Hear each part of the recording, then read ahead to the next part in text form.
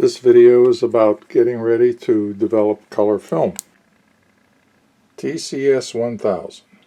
I watched videos of people using this 1 liter plastic beaker with the TCS 1000. It does stand up by itself. It's a little bit top heavy. You got to be real careful. I put water in it up to the maximum. The TCS has a maximum and a minimum marking on the side of it.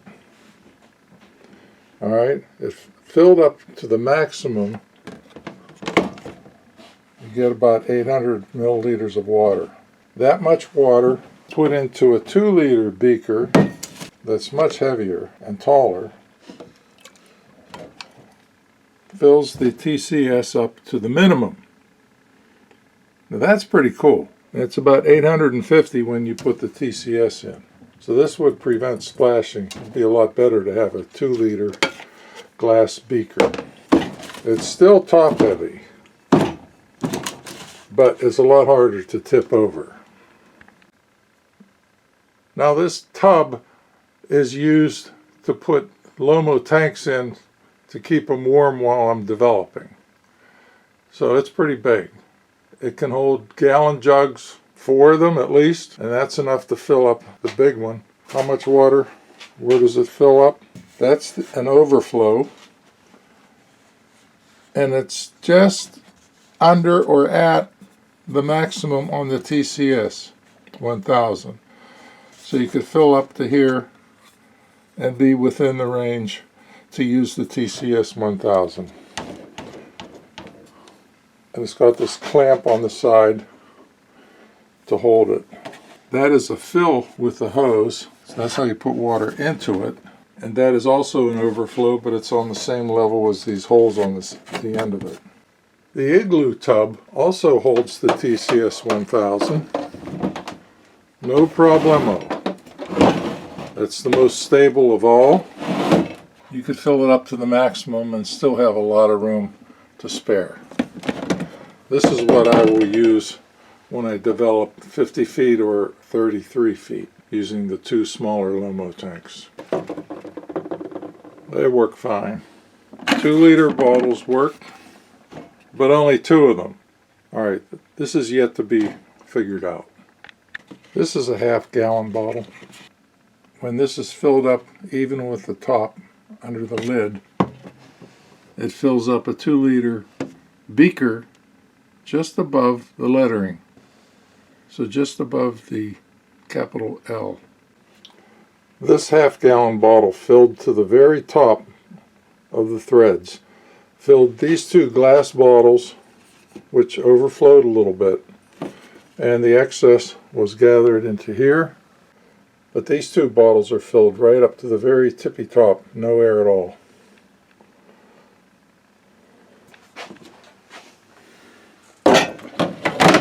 One could be developer, and one could be Blix. Glass transmits temperature very nicely, much better than plastic.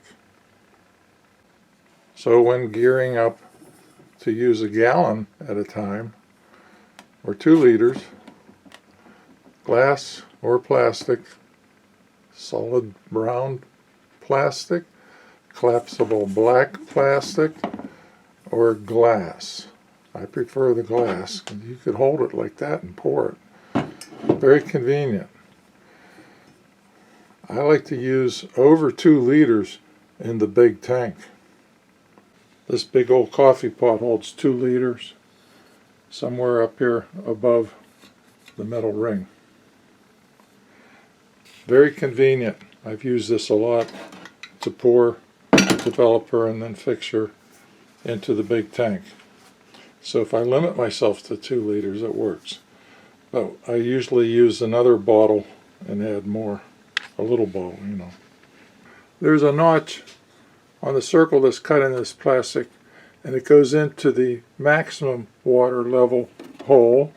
And these kinds of bottles, 1 liter bottles, fit to the other part. The glass bottles fit, You have to slide them forward and then they lift out and you slide them back. It also makes the bottom come out further from the side of the tank. So I think that's the way I'll go with this. This is how much the big coffee pot holds, 2,300 milliliters. That's filled up with a finger sloshing space. Underneath where the glass is bent, somewhere around the top of this glass handle, you want to stop filling this thing. Right about there, that's 2,300.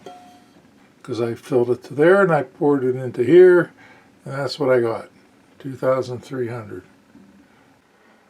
I'm not going to use this TCS 1000 mixer to mix chemicals, only to heat the water where bottles of mixed chemicals are sitting in. I will mix the chemicals in a glass beaker using the magnetic stirrer and heating pad device. This is it. This heats, and it has a magnet that spins around. You put a little peanut into a beaker and it stirs, and this is a temperature probe, and you can set the temperature. That way I don't contaminate chemicals from one to the other using the same beaker and the same mixer, no matter how many times you rinse it out. The chemical is going to accumulate in there and coat things, and it's not going to be pretty. There's a heating element, you know. You heat the chemicals, it's going to stick to the surface inside eventually. So I'm not going to use it that way. I'll just use it to heat water. Maybe it'll last longer that way. I could mix the chemicals in a glass beaker, a 2-liter beaker. Okay, here we go. The big packet was opened and these 3 little packets came out. Colored developers first. The instructions are almost unreadable. They're so small font. That's terrible. But I could barely make it out. I have it set for 38 Celsius, which should be 100 degrees Fahrenheit. Eventually. It's up to 84 Fahrenheit. And it's stirring at 390 revolutions per minute, something like that. The temperature probe is all the way at the bottom. Touches this 2-liter beaker. But it doesn't touch the bottom of the beaker with the probe.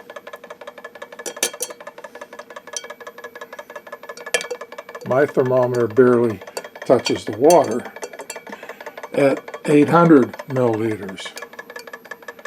That leaves 200 more to go to top it off to 1,000, at which point I'll put it into a bottle.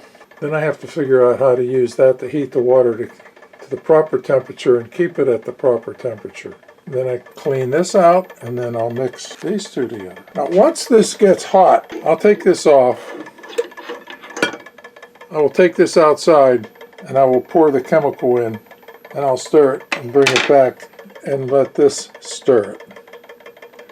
But I don't want to pour it in this room and wear a dust mask because I don't have a fan that works. These 2 dials are buttons and you press it to turn it on and off. You press this to turn it on and off. This is for revolutions of the peanut.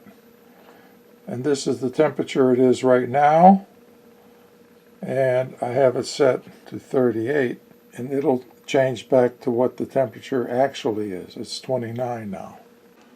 Without the plastic divider, 3 bottles will fit into the Playmate Igloo tub with the TCS 1000 heater. This kit makes 1 liter of developer, 1 liter of Blix in 2 bottles. I labeled the cap with a D for developer, poured the developer into it. It was cloudy and creamy colored when I first poured it in, and now, next, according to the directions, in clean, fresh water, 700 milliliters at 100 degrees Fahrenheit or 38 degrees Celsius. It's still heating up.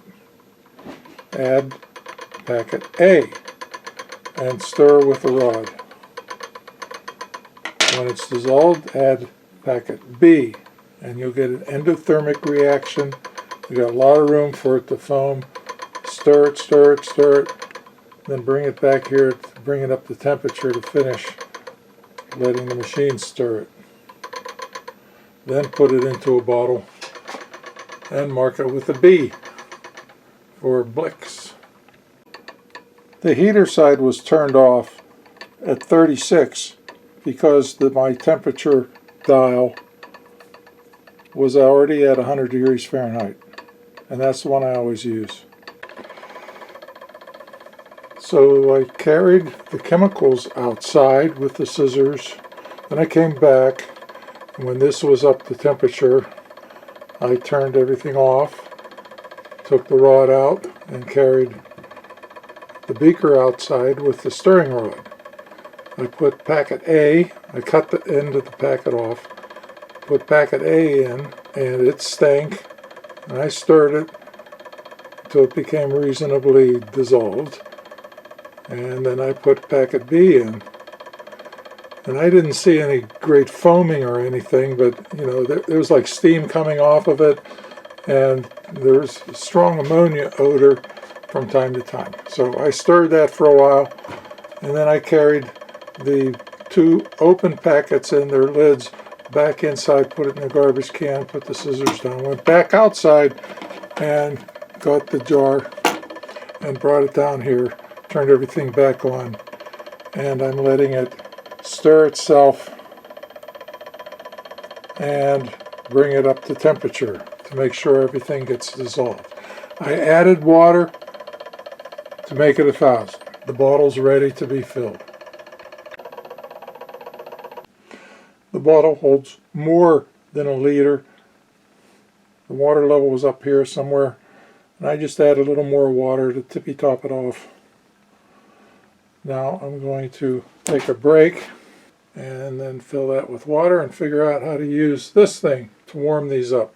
The film will be put onto the smaller Lomo tank, the universal, used for a regular 8mm. So it's like 33 feet long. I'll have to do it 3 times. But I have 3 chances of getting the film loaded this way. I might try a stop bath on one of them. The power cord is wrapped around the back of the chair, and that keeps it from tangling up my feet. 3 jugs are in the water. The developer, the Blix, and this is pure water. It's full. It's cold. So I'm going to have to wait until this gets warm. When I plugged in the TCS, it beeped. And then the current temperature started to blink. This was hot water that I put in here, and I had to take some out because there was too much. The water level's between the high and the low. There could be more in the tank, but this is good for now. All I did was touch the power button one more time, and it started circulating and heating. 102 Fahrenheit is the temperature that it wants to be at. Now the water temperature will go up to that, but the temperature in the bottle won't reach it for a while. I'm leaving the TCS on until this does reach 102. Because when this does, these will long since have reached the proper temperature. Because these are still hot from mixing, or warm anyway. So there's all these 3 bottles to bring up the temperature. But this is the coldest, as I filled it up with the filtered water and the Brita water filter, and that was just regular tap water.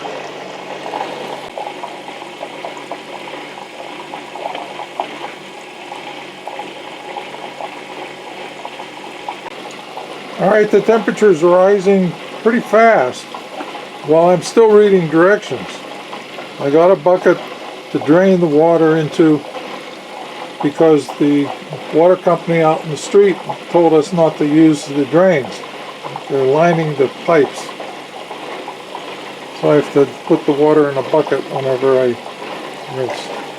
I'll pour that pre-wash heating water into the center 1 minute. I'll drain it back into the bottom. I'll use a funnel. Development is completed and I'm washing. That was the third wash. I'm putting it in here because I can't use the sewer line yet. I'm using the heating water from the igloo, and for the final I'll put some photo flow in. If you pour real slow and leave about that much in the bottle, about 200 liters in the bottle, it'll hold 800 fine. And here's the finished film.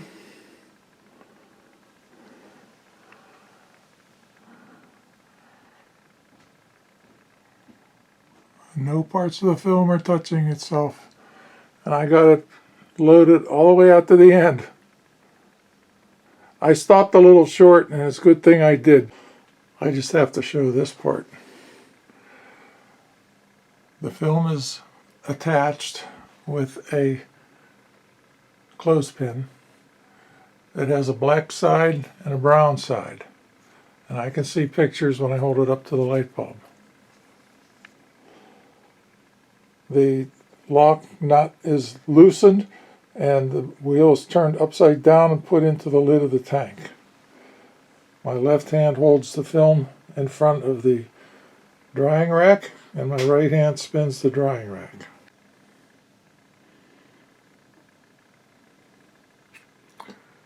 It doesn't look too blurry, but then you can't really tell. I did double expose a lot of this.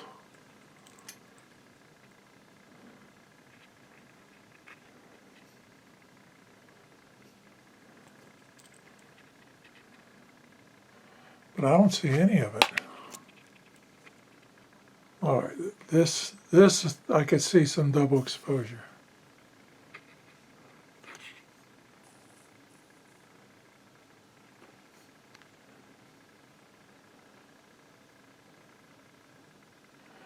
This might turn out all right. I didn't see any numbers on the edges. No numbers at all. This is NC400. No numbers. It's a negative. All right, it's all done. I procrastinated like crazy, and finally I got to the point where I was either going to mix new D96 or I would have to mix the color chemicals. So I mixed the color chemicals. They're all done. They're in bottles, they're labeled. One bottle was set aside for rinse and wash. So it's only 2 bottles. A liter does not quite fit into the universal tank. You have to leave out about 200 milliliters. 800's fine. But, you know, if you leave, where is the camera? If you leave this much out at the bottom of the bottle, then you're safe.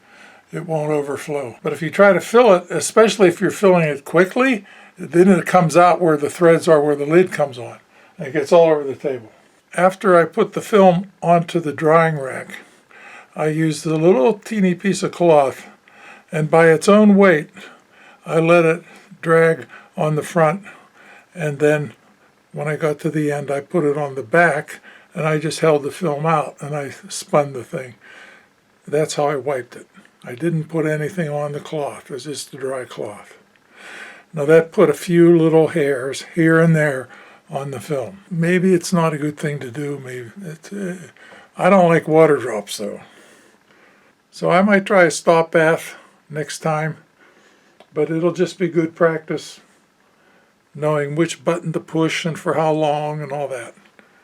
Just to keep doing it with 1/3 of a roll at a time. And we'll see if the third development looks as good as this one does.